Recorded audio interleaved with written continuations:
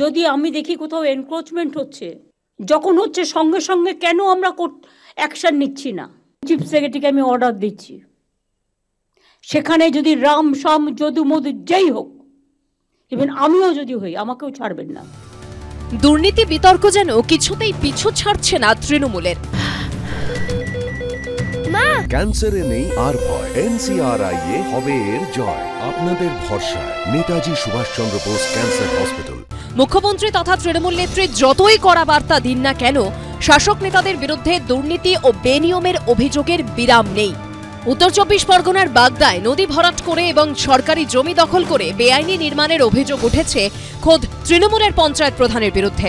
তার প্রতিবাদে এদিন বনগাঁ বাগদা রাজ্য সড়ক অবরোধ করে বিক্ষোভ দেখায় বিজেপি। তৃণমূল পরিচালিত বাগদা গ্রাম পঞ্চায়েতের প্রধান সঞ্জিত সর্দার, তার এই নির্মাণ ঘিরেই শুরু হয়েছে বিতর্ক। এই হলো মজে যাওয়া বেত্রাবতী নদী, এলাকায় যা বেতনা নদী নামেও পরিচিত। অভিযোগ, নদীর একাংশ বুঝিয়ে তৈরি করা হয়েছে এই বাড়িটি। বাগদা কিষাণ মান্ডির সামনে দিয়ে যে রাস্তা চলে গেছে তার ধারে থাকা সরকারি জমির ওপরেই গজিয়ে উঠেছে এই নির্মাণ। রাস্তার ধারের জমি যে সরকারি জমি, বোর্ডে স্পষ্ট তা উল্লেখ করা আছে। অভিযোগ, এই বোর্ডকে বুড়ো আঙুল দেখিয়ে ঠিক তার পাশেই সরকারি জমিতে বাড়ি খাড়া করেছেন তৃণমূল পরিচালিত বাগদা গ্রাম পঞ্চায়েতের প্রধান।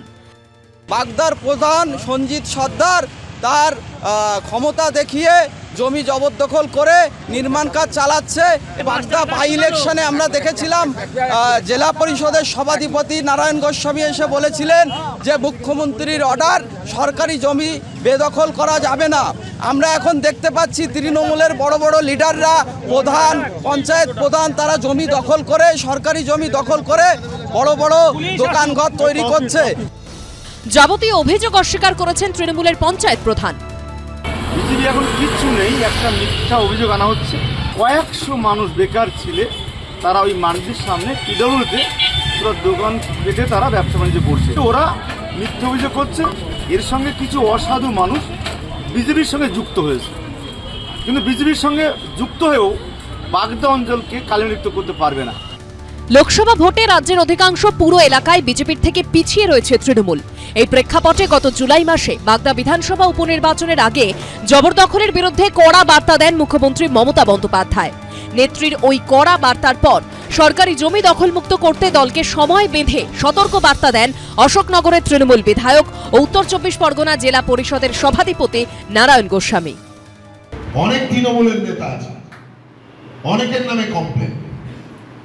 আমি আপনাদের কাজকে বলি, সরকারি জায়গাটা নেত্রী বলেছে, তৃণমূলের পঞ্চায়েতের নেতৃত্ব হোক, প্রতিনিধি হোক, তৃণমূলের লিডার হোক, সরকারি কোনো জায়গা দখল করতে পারবেন না।